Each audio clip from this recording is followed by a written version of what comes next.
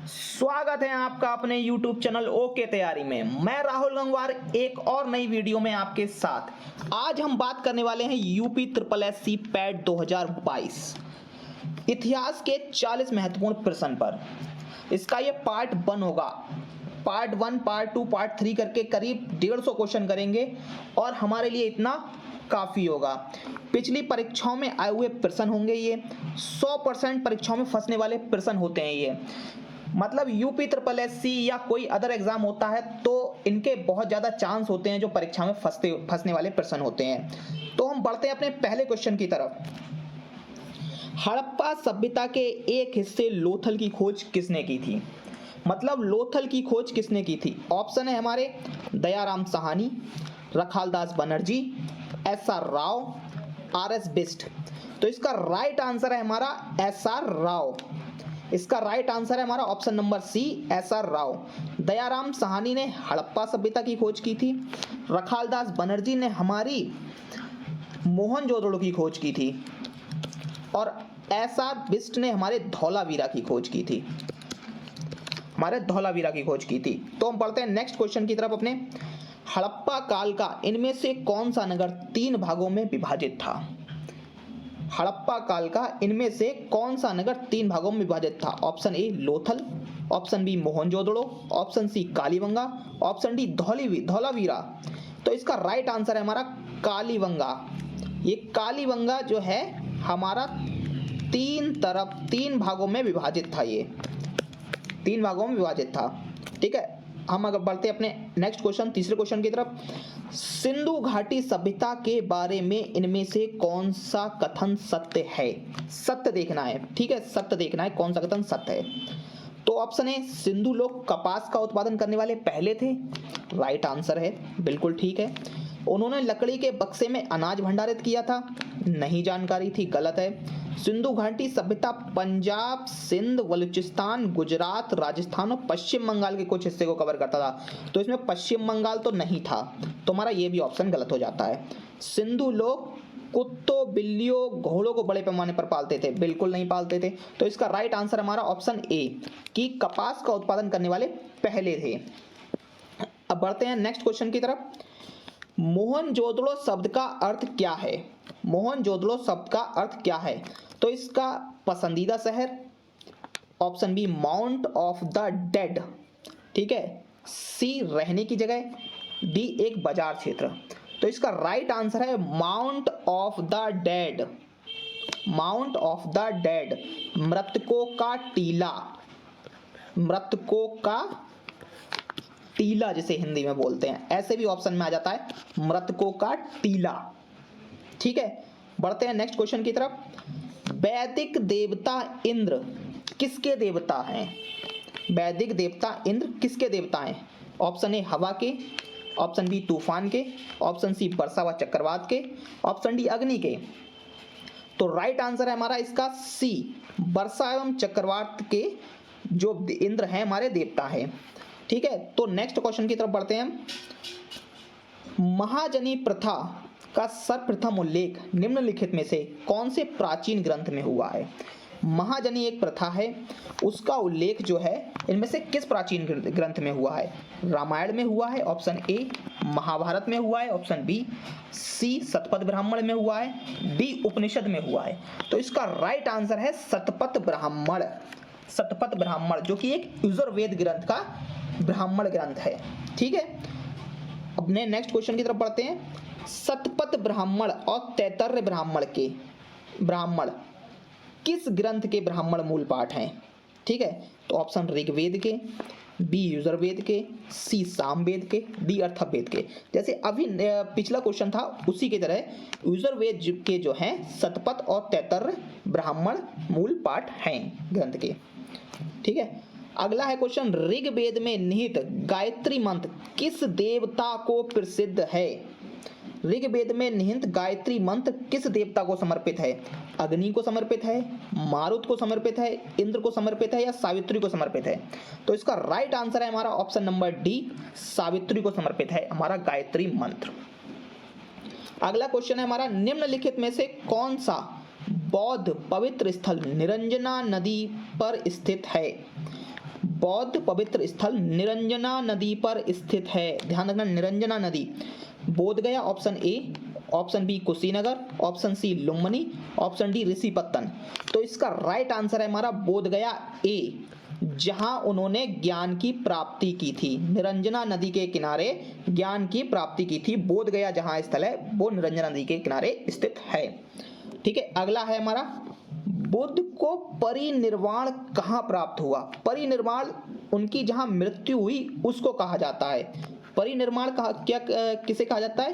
जहां भगवान बुद्ध की जो मृत्यु हुई थी उस जगह को परिनिर्वाण या उसको परिनिर्वाण कहा गया था। तो कहाँ प्राप्त हुआ? उन्हें प्राप्त हुआ था कुशीनगर में। ठीक है, कहाँ प्राप्त हुआ? कुशीनगर में। ऑप्शन नंबर बी इसका राइट आंसर है। ठीक है, बुद्ध ने पहला उपदेश कहाँ दिया था? बुद्ध ने पहला उपदेश कहाँ दिया था? ऑप्शन नंबर ए कुशीनगर में, ऑप्शन बी सारनाथ में, ऑप्शन सी अयोध्या में, ऑप्शन डी वाराणसी में। तो इसका राइट आंसर है हमारा सारनाथ, ऑप्शन बी सारनाथ में उनने पहला उपदेश दिया था। सारनाथ में उनने पहला उपदेश दिया था, जिसे हम धर्म चक्र प्रवर्तन के नाम से जानते हैं। धर्म चक्र प्रवर्तन के नाम से जानते हैं। ठीक है, नेक्स्ट क्वेश्चन है हमारा, पाली में बौद्ध ग्रंथ को आमतौर पर त्रिपिटक यानी थ्री फोल्ड वास्केट कहा गया है। पाली में बौद्ध ग्रंथ को आमतौर पर त्रिपिटक यानी थ्री फोल्ड वास्केट कहा गया है। इनमें से कौन सा त्रिपिटकों में से नहीं है? तो option A Abhidhamma Pitaka, option B Sutta Pitaka, option C उपसाकट पिटक, ऑप्शन डी विनय पिटक। तो हमारे तीन पिटक हैं हमारे, वो हैं धम्म, सुत्त और विनय। तो इसमें कौन सा नहीं है? ऑप्शन नंबर सी इसका नहीं है। ऑप्शन सी इसका राइट आंसर हो जाएगा। उपसाका पिटक नहीं होता है। धम्म, सुत्त, विनय इसके तीन पिटक होते हैं। ठीक है, अगला क्वेश्चन है हमारा, जैन धर्म में तीन रतन यानी त्रिरतन दिए जाते हैं और उन्हें का मार्ग कहा जाता है। वे क्या हैं?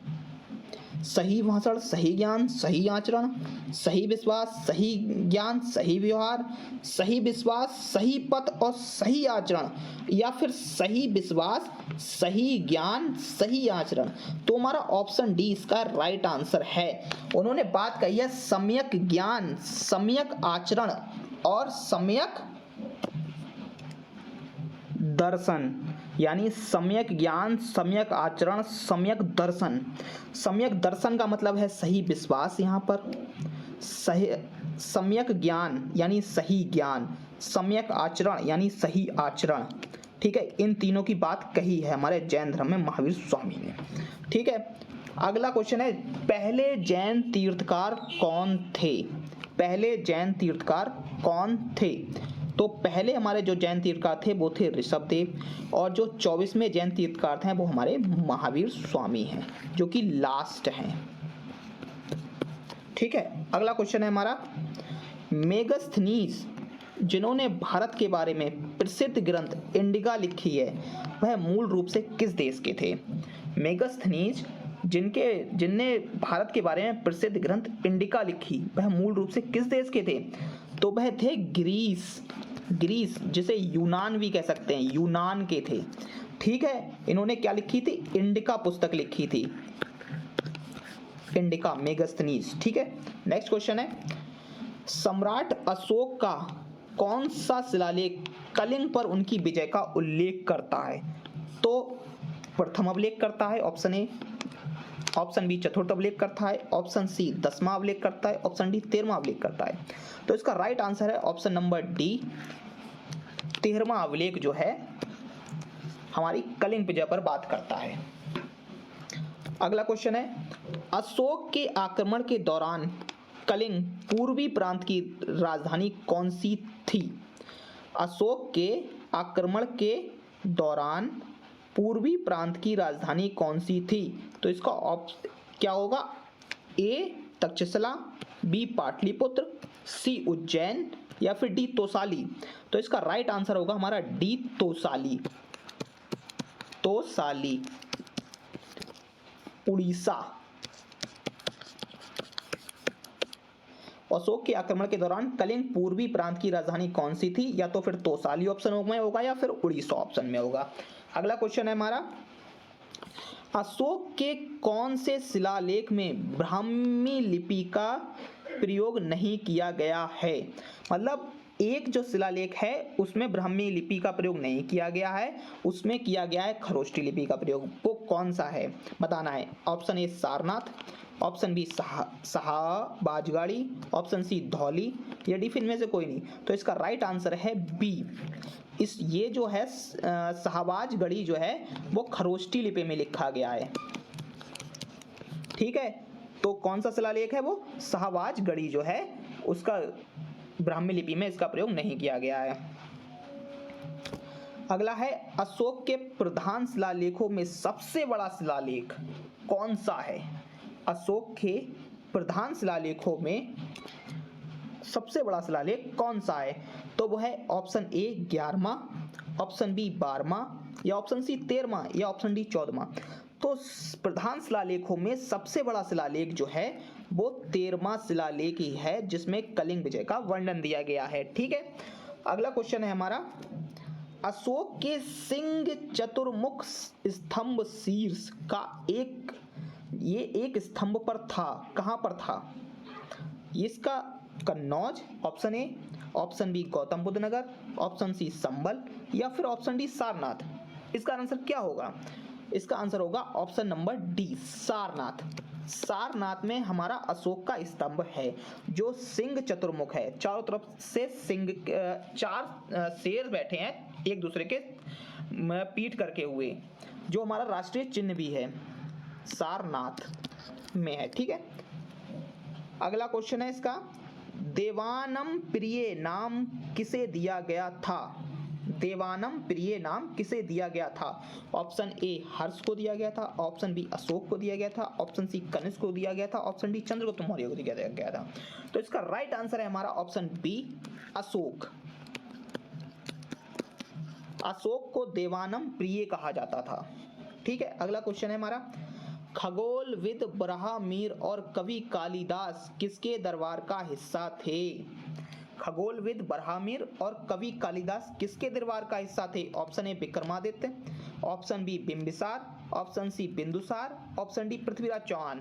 तो इसका राइट आंसर है ऑप्शन नंबर ए विक्रमादित्य, जिन्हें चंद्रगुप्त द्वितीय के नाम से जाना जाता है। चंद्रगुप्त सेकंड या फिर द्वितीय की बात करें तो उन्हें विक्रमादित्य कहा जाता था, उन्हीं के दरबार में नवरत्न रहते थे। ठीक है, अगला क्वेश्चन है हमारा, कन्नौज से पूर्व हर्षवर्धन कहाँ का शासक था? कन्नौज से पूर्व हर्षवर्धन कहाँ का शासक था? तो इसका ऑप्शन ए कौशाम्बी का था, ऑप्शन बी कुशीनगर का था, ऑप्शन सी श्रावस्ती का था, या ऑप्शन डी थानेश्वर का था। तो इसका राइट आंसर है हमारा, जो कन्नौज से पूर्व हर्षवर्धन शासक था वो था थानेश्वर का। ऑप्शन नंबर डी थानेश्वर इसका राइट आंसर है। अगला क्वेश्चन है हमारा, कादम्बरी के लेखक कौन है? कादम्बरी के लेखक कौन है जिसमें हर्ष का वर्णन दिया गया है? ठीक है, हर्षवर्धन का वर्णन दिया गया, उसमें कादम्बरी के लेखक कौन है? कालिदास हैं ऑप्शन ए, या ऑप्शन बी कौटिल्य हैं, या ऑप्शन सी हर्ष हैं, या फिर ऑप्शन डी बाणभट्ट हैं। ठीक है, तो इसका राइट आंसर है बाणभट्ट, इनका पूरा नाम था बाणभट्ट, ऑप्शन डी इसका राइट आंसर है, ऑप्शन नंबर डी। अगला क्वेश्चन है हमारा, सिंचाई के लिए 16 मील लंबी चोल झील का निर्माण इनमें से किस चोल शासक ने करवाया था? सिंचाई के लिए 16 मील लंबी चोल झील का निर्माण इनमें से किस चोल शासक ने करवाया था? तो ऑप्शन ए राजेंद्र प्रथम, ऑप्शन बी राजराज प्रथम, ऑप्शन सी अधिराज, या फिर ऑप्शन डी इनमें से कोई नहीं। तो इसका राइट आंसर है हमारा ऑप्शन नंबर ए राजेंद्र प्रथम ने चोल झील का निर्माण करवाया था। कहां पर है चोल झील? अभी उड़ीसा में है। ठीक है, अगला क्वेश्चन है हमारा, पहली बार भारत पर आक्रमण करने वाला मुस्लिम कौन था? फिरदौस शाह था, मोहम्मद गौरी था, ऑप्शन सी मोहम्मद बिन कासिम था, या ऑप्शन डी महमूद गजनवी था। तो इसका राइट आंसर हमारा क्या होगा? इसका राइट आंसर हमारा होगा ऑप्शन नंबर सी मोहम्मद बिन कासिम, जो है पहला मुस्लिम शासक था जिसने आक्रमण किया था भारत पर। अगला क्वेश्चन है हमारा, जयचंद के विश्वासघात के कारण पृथ्वीराज चौहान की पराजय हुई। कालांतर में जयचंद कहाँ और कब मारा गया? ध्यान से क्वेश्चन को पढ़ना है तब आंसर देना इसका। जयचंद के विश्वासघात के कारण पृथ्वीराज चौहान की पराजय हुई। कालांतर में जयचंद कहाँ और कब मारा गया था? Option number A Tarain 1192, option B Chandawar 1193, option C Kannauj 1194 या फिर ऑप्शन डी इनमें से कोई नहीं। अब ध्यान देने वाली बात है, ऑप्शन में घुमाया गया है। जो हमारे पृथ्वीराज चौहान थे, पृथ्वीराज चौहान और मोहम्मद गौरी का युद्ध कब हुआ था? तो 1191 में हुआ था। ठीक है, तराइन का प्रथम युद्ध जो हुआ था 1191 ईस्वी में हुआ। फिर उसमें जो है पृथ्वीराज चौहान ने हमारे मोहम्मद गौरी को हरा दिया बहुत बुरी तरह। फिर उसके बाद तराइन का द्वितीय युद्ध हुआ था 1192 ईस्वी में। 1192 में इसमें तराइन का द्वितीय युद्ध हुआ, जिसमें जयचंद के कारण हमारे जो है पृथ्वीराज चौहान को पराजय देखनी पड़ी थी। ठीक है, फिर जो है जो जयचंद और मोहम्मद गौरी का युद्ध हुआ था वो हुआ था 1194 में। ये तो ठीक है, चलो 1194 में हुआ था। तो वो जो युद्ध हुआ था वो चंदावर में हुआ था। कहाँ हुआ था? चंदावर में हुआ था। वो कहाँ हुआ था? चंदावर में हुआ था। तो ऑप्शन में क्या है? चंदावर 1193। तो ये चंदावर तो ठीक है लेकिन 1193 गलत है। और फिर ऑप्शन सी में क्या है? कन्नौज 1194। 1194 ठीक है लेकिन कन्नौज गलत है। तो इसका ऑप्शन नंबर क्या होगा? डी राइट आंसर होगा, इनमें से कोई नहीं। मैं ये समझाना चाह रहा था। ठीक है, अगला क्वेश्चन है हमारा, अमीर खुसरो का जन्म स्थान क्या है? मतलब अमीर खुसरो का जन्म स्थान है क्या है? एटा, कासगंज, कन्नौज या लखनऊ? इसका राइट आंसर है कासगंज। अमीर खुसरो का जन्म कहाँ हुआ था? कासगंज में हुआ था। अगला क्वेश्चन है हमारा, लौह और रक्त की नीति किसने अपनाई थी? बलबन ने, अलाउद्दीन खिलजी ने, मोहम्मद बिन तुगलक ने या फिर बाबर ने? तो इसका राइट आंसर है हमारा डी बाबर था। तो इनमें से कौन सा राइट आंसर है? लौह एवं रक्त की जो नीति अपनाई थी वो अपनाई थी बलबन ने। इसका राइट आंसर क्या होगा? ऑप्शन नंबर ए बलबन। इसका राइट आंसर होगा बलबन। बलबन ने सिजदा एवं पैबॉस की जो प्रथा चलाई थी वो थी। ठीक है, अगला क्वेश्चन है, अलाई दरवाजा किस विश्व विरासत स्थल में है? अलाई दरवाजा किस विश्व विरासत स्थल में है? हुमायूं का मकबरा option A, option B Mahabodhi मंदिर समूह, option C Qutub Minar, option D Lal Qila परिसर? तो इसका राइट आंसर है हमारा option number C Qutub Minar. Qutub Minar Delhi. जो अलाई दरवाजा है वो अलाउद्दीन खिलजी के द्वारा बनवाया गया था और ये दिल्ली में कुतुब मीनार में है। जहाँ कुतुब मीनार बनी हुई है उसके पास में है। अगला है हमारा, भारत पर तैमूर ने किस वर्ष आक्रमण किया था? Option A 1294, option B 1417, option C 1213 या ऑप्शन डी 1398? तो इसकी बात है कि भारत पर तैमूर ने जो आक्रमण किया था वो किया था डी, ऑप्शन नंबर डी 1398 में। तैमूर ने जो आक्रमण किया था वो किया था जो तुगलक वंश के शासक था नसरुद्दीन महमूद, उसके समय में जो आक्रमण किया था वो किया था 1398 ईस्वी में। ठीक है, अगला है हमारा, किस शासक ने भारत में तुगलक वंश की नींव रखी थी? तुगलक वंश की नींव किसने रखी थी? तो तुगलक वंश की जो नींव रखी थी वो या तो किसने रखी थी? फिरोज शाह तुगलक ने रखी थी, option A, option B Ghiyasuddin Tughlaq ने रखी थी, ऑप्शन सी अलाउद्दीन सिकंदर शाह ने रखी थी, ऑप्शन डी मोहम्मद बिन तुगलक ने रखी थी। तो इसका राइट आंसर है हमारा Mohammad bin Tughlaq, option number B. किसने रखी थी? मोहम्मद बिन तुगलक ने तुगलक वंश की नींव रखी थी। अगला क्वेश्चन है हमारा, खिज्र खान निम्नलिखित में से किस राजवंश से संबंधित है? खिज्र खान, तो खिज्र खान जो है सैयद वंश का संस्थापक है। किसका संस्थापक है? सैयद वंश का संस्थापक है। अगला क्वेश्चन है हमारा, किसके शासनकाल में इब्न बतूता भारत आया था? किसके शासनकाल में इब्न बतूता भारत आया था? तो इब्न बतूता जो है किसके शासनकाल में आया था? Option number B Mohammad bin Tughlaq के कार्यकाल में आया था। ठीक है, अगला क्वेश्चन है हमारा, किस वर्ष बाबर ने सुल्तान इब्राहिम लोदी को पानीपत की लड़ाई में पराजित किया था? तो जो इब्राहिम लोदी और बाबर की जो युद्ध हुआ था वो हुआ था पानीपत का प्रथम युद्ध 1526 ईस्वी में। पानीपत का प्रथम युद्ध 1526 ईस्वी फर्स्ट है जी, उसमें हुई थी। बाबर और इब्राहिम लोदी का युद्ध हुआ था जिसमें इब्राहिम लोदी पराजित हो गया था, बाबर जीत गया था। अगला क्वेश्चन है हमारा, निम्नलिखित में कौन दिल्ली सल्तनत के इतिहास का लेखक नहीं है? अब्बास खां सरवानी, अमीर खुसरो, जियाउद्दीन वर्नी, मिनहाज उस सिराज। तो इसका राइट आंसर है हमारा ऑप्शन नंबर ए, अब्बास खां सरवानी। ठीक है, अगला क्वेश्चन है हमारा, निम्न में से किस शासक की मृत्यु उसके पुस्तकालय की सीढ़ियों से गिरकर हुई थी? तो जहांगीर की जो है सीढ़ियों की पुस्तकालय की जो सीढ़ियां थी उससे गिरकर मृत्यु हो गई थी।